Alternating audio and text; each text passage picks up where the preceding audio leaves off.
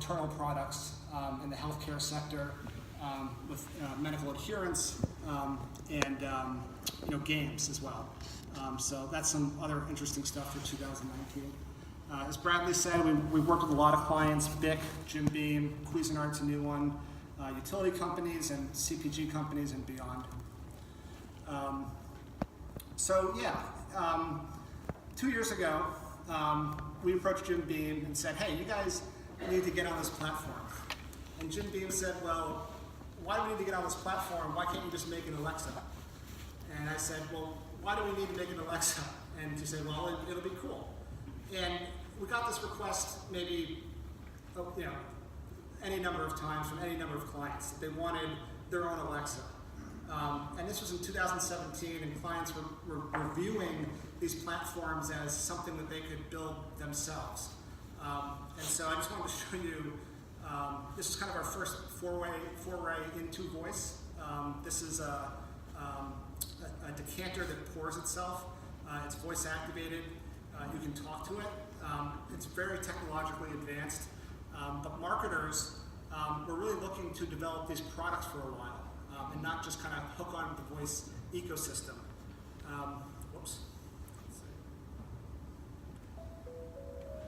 At Jim Beam, we're proud to continue making history with the latest in cutting-edge urban technology. Introducing Jim, a breakthrough smart decanter engineered with more than 200 years of bourbon know-how and a hint of Kentucky charm. Each Jim device includes a sleek compartment for bourbon storage and unique intelligence that answers some of life's most pressing questions. Hey Jim, what's the best way to drink bourbon? Any damn way you please. A first-of-its-kind voice assistant built with America's native spirit in mind, Jim is the ultimate addition to any home bar. Hey Jim, what's the weather today? I have no idea, but I do know it's the perfect weather to enjoy bourbon. He can't order you a cab to Cupertino, but at Jim Beam, we believe he's the most important decanter ever created, for one simple reason. Hey Jim, pour me a drink. Time to make history. Hey Jim, thanks. The pleasure is mine. Jim, the world's most intelligent decanter from the world's least artificial bourbon. Available at jimbeam.com. Here's to the history makers. So that was real. That's a real piece of technology. That was the founder of Jim Beam's voice. It is actually responding to those commands. And you can say things to it within a smaller range than Alexa. But this is a real piece of technology that marketers were having us try and build. Because honestly, they didn't understand the platform, right? But they understood that Alexa was selling. Maybe we should jump into this market by making our own products. This is a very expensive foray into this market. They made about 50 or 60 of them. People bought them. You can buy one on eBay right now for about $1,000. Wow. People are trading them and stuff like that. I guess it kind of did work, right? I mean, they got a lot of attention. If you Google Jim Beam Smart Decanter, you'll see a lot of press on it, which is kind of the purpose. That said, I don't know if you want to spend like $500,000 developing this technology, that works, for 3 years and, is kind of like Alexa-like, and can do a number of commands and stuff like that. So that was like basically the first project we ever did. Let's see. And from there it got better, right? I don't think every company is supposed to make their own product that has their own custom language models built into it, right? Not everybody can afford to do, spend a lot of money on machine learning, to build something that's as accurate as the Jim was. But it got better, right? So we went to, Chobani's was a big client of ours back in 2018, right? And we went to marketers and we said, hey, you probably don't want to build your own Alexa and be competitive with Alexa. There's no point. But you can be on these platforms. And they said, great. How do we tie this into our campaign, right? And the idea of campaign coming from a technologist was always kind of fleeting, right? The campaigns that marketers do, are sugar highs. It creates buzz temporarily. And that's, as time went on, as everybody knows, people are now building more and more products, right, that last. But we did a Chobani campaign. It ended up being huge. It was actually the biggest campaign in their history. It was, hey Alexa, ask Chobani for a free coupon. It used mechanisms to get user information and store that information for CRM purposes, and then delivered a coupon that could be redeemed on Amazon Fresh, or actually in a store. And it was also huge, I mean, it was in 40 million homes. It lasted only 3 weeks. There was good feedback, and like I said, everybody also covered that one. So if you look on Chobani Amazon Alexa campaign, you'll see how big this was and the ultimate success of it. But again, it was temporary, right? And that's what clients were asking us to do, is build these temporary campaigns, or kind of have something there that wasn't there for the long term. And it wasn't really about an MVP or anything like that. It was more just about the campaign. It was there for 3 weeks. So why are you spending all this money? Just do it for 3 weeks. What does that really do for you? On these devices per se. Why is it so short-lived? And what we realized is that voice itself is actually the beginning of a major shift in how marketers think about their campaigns and about their advertising. We realized that even now, right, and those of you in the advertising world or the marketing world kind of know this is happening, it's kind of inefficient. You look at other markets that startups and technology companies have disrupted, whether it's taxi cabs with Uber or other markets. It actually follows a very similar feel. There's a lot of things that make it a perfect candidate for disruption. The marketing industry, right? It's inefficient. People do short-lived things. It's expensive. It's barely quantitative. A lot of things, a lot of times it goes wrong, right? We think that at Magic, we think that voice is something that kind of corrects that, right? We think voice is a disruptive technology that will be used by brands, specifically in the marketing departments, that'll make the marketing industry correct itself. And this is kind of controversial, and I wasn't sure if I was going to say it, but this is what we think. The problem is that everybody's making content, all right? These campaigns, right, on the internet, they're basically content campaigns. People are posting videos, and they're doing huge video and audio stuff, and trying to get people engaged, but it's ultimately short-lived. It's ultimately not effective. It's something that you have to keep doing again and again and again, and keep up and up. So why not just make a product, right? Make a product that somebody gets into your marketing funnel and stays there. And so what we think is going on is marketers are actually beginning to see that. Again, we don't know if voice is like the symptom of this issue with over content, right? The internet's covered with content. People are trying to put content on Alexa. There's business models around it. But I'm not sure if that's really what voice is for. That's just what we think. There's no reason my mom has to recite some meme every 2 days, right? But everybody's so inundated in content that it's in everybody's head. And we think that voice is actually the antidote to that. That voice is actually going to free us from being, over-targeted by marketers and by tons of content. And just as an aside, I don't even have a phone anymore. I just use my Apple Watch. I use Siri. I've felt better the last 2 or 3 weeks than I ever have since I got this watch. It's purely communication purposes. And I don't have to, get sucked into my phone, whether it's clicking, and you have to kind of close your mind and start clicking, or it's content generally that you're just consuming over and over while you're sitting on the subway in New York or something. It's just how it's supposed to be. And so voice, again, the way it looks, again, to us, is that voice is freeing us from over content consumption and over targeting, which is kind of what all marketers are trying to do now, is produce tons of content and get it to the right people. Voice is a great way to not do that. When I use my watch, there is no extraneous stuff, right? there is no noise. It's just, I'm asking for what I want. If I want something that is a long form piece of content or a quality piece of content, I'll ask for it. And I expect that content to be of higher quality, right? I'm not exposed to, crappy ads or things like that. Perhaps content will become more interactive. Again, the fact that there is no screen, although of course Alexa, people are building screens with the show and stuff, it just is a whole different experience and a way to live in your own world properly.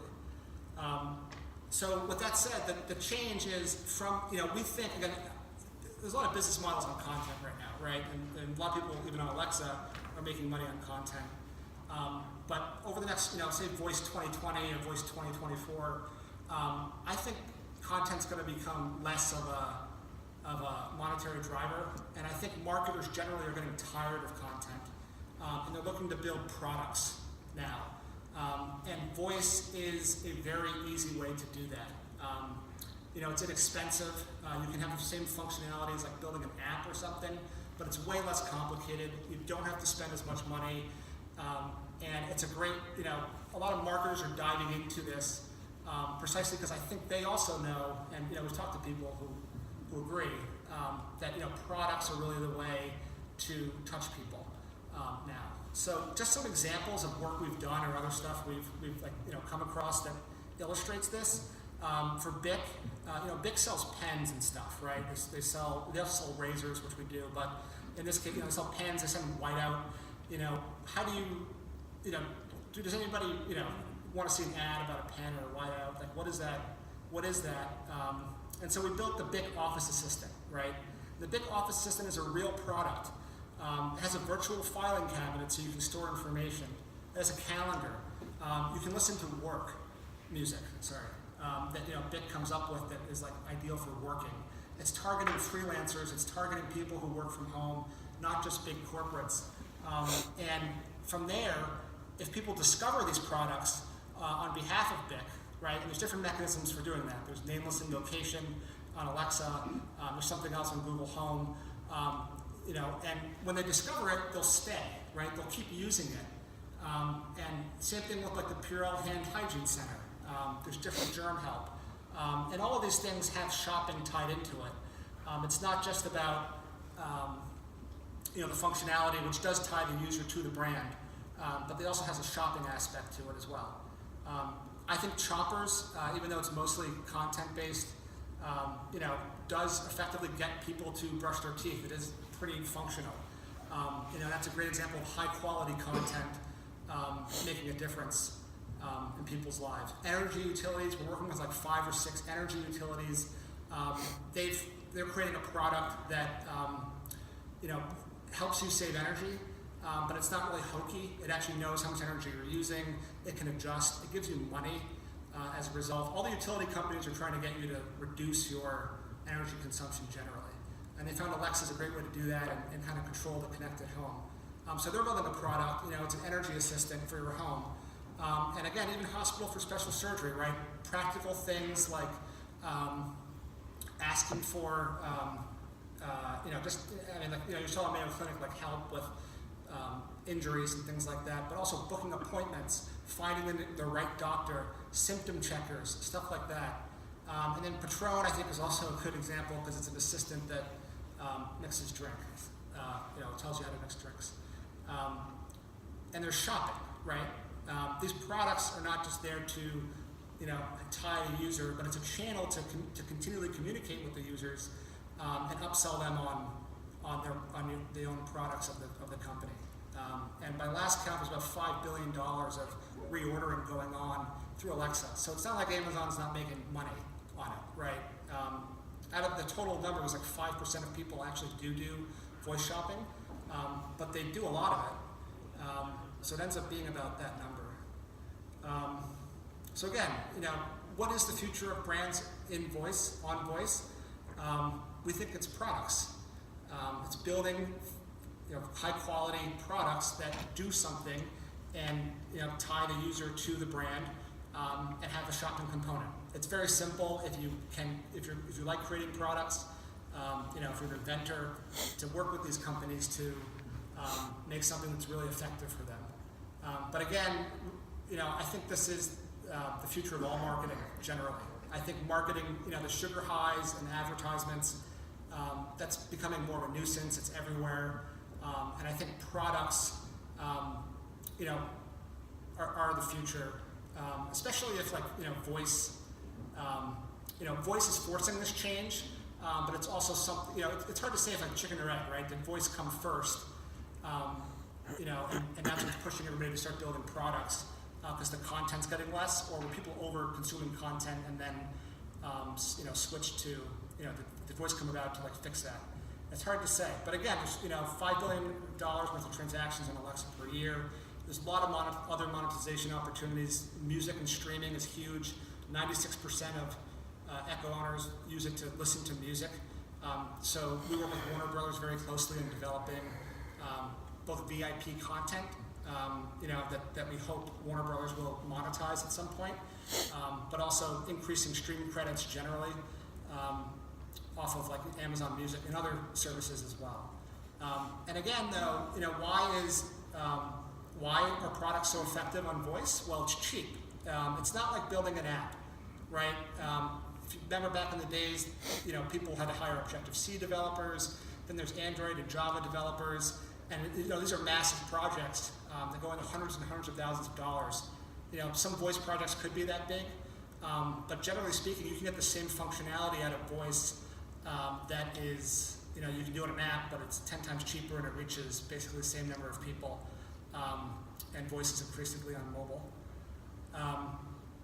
And so overall, we call this immersion. We see brands having different touch points across many different platforms, whether it's voice, whether it's AR, whether it's stuff on the watch, and brands being present on wearables and having very functional products for people that keep people in the brand. Because once somebody's in somebody's funnel, if the brand's everywhere, they'll stay in that funnel. It's very difficult to get somebody out. Right now, the immersion that everybody feels is content. It's social media, it's memes, it's audio, it's video, it's stuff that's being beamed to us all the time. But we think that immersive experience will change from that, and it'll be a product immersion. So it'll be products everywhere, and people might feel a little better. So yeah, that's all I had today. That's all I want to talk about. I'm happy to answer any questions if anybody has any. Yeah, we'll take some questions. Let's give them a round of applause. So there's two microphones. There's one right there and there's one right here, and they're both active. If you have a question, just go to one of those. And we got probably 10, 15 minutes. Yeah, I know. I'm sorry. If not, it's okay.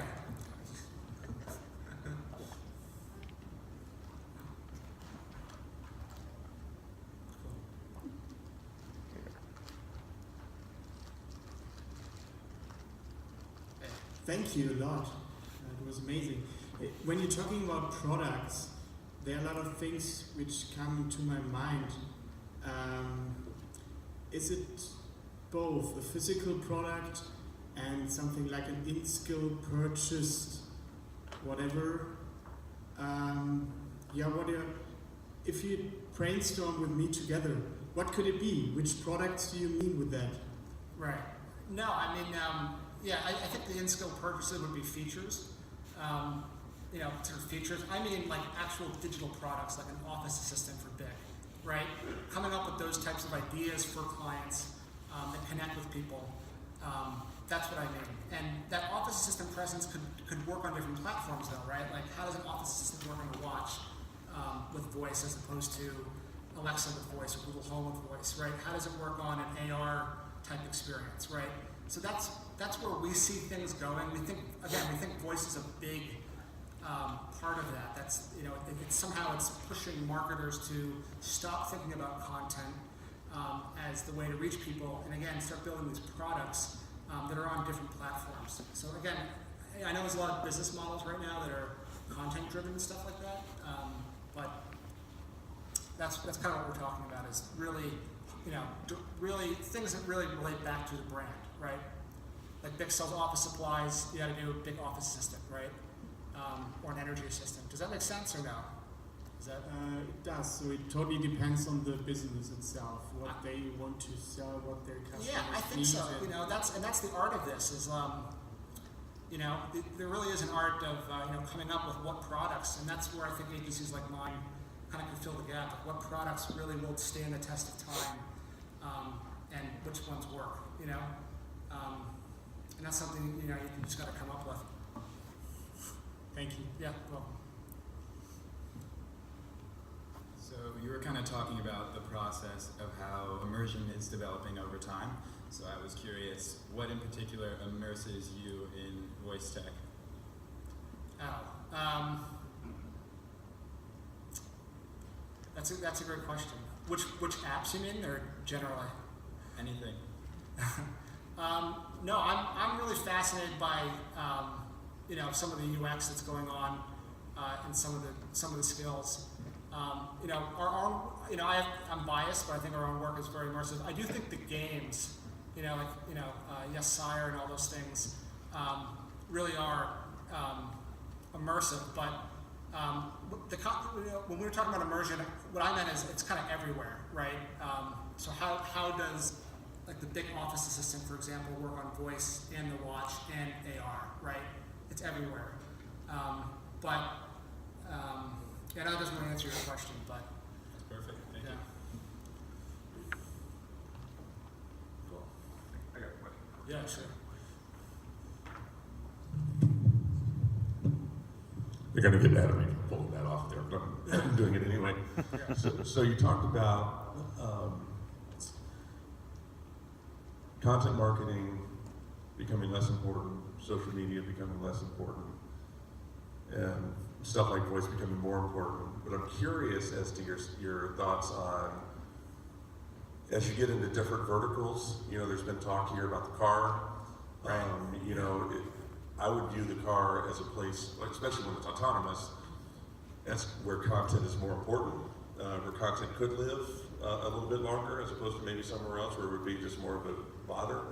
What are your thoughts, you know, given how much you've obviously thought about this, on how your philosophies mesh with what's going on in some of the different verticals, and maybe which one excites you the most? I mean, I think cars is definitely, you know, the most interesting one. You know, I think again the principles of immersion like work in the car, right? Like again, I keep talking about the big Office Assistant, but why does that not work in the car, right?